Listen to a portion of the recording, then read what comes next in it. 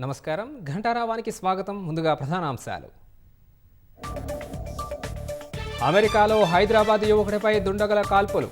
రవితేజ మృతితో కుటుంబ సభ్యులు కన్నీరు.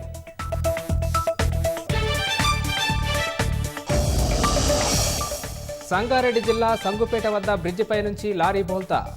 ఇద్దరికి తీవ్ర గాయాలు. రాజస్థాన్కు వెళ్తుండగా ప్రమాదం.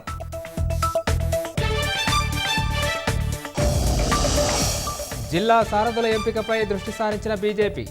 ప్రతి చోట ముగ్గురు చొప్పున పేర్లు సేకరించిన పార్టీ.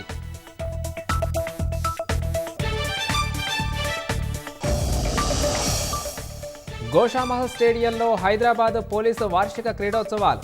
ప్రతి ఒక్కరిలో పోటీతత్వం ఉండాలన్న సిపి సివి ఆనంద్. ఇప్పటికే ఇజ్రాయెల్ చేరుకున్న ముగ్గురు బందీలు. కుటుంబ సభ్యులను చూసి బోరున విలపించిన బాధితులు.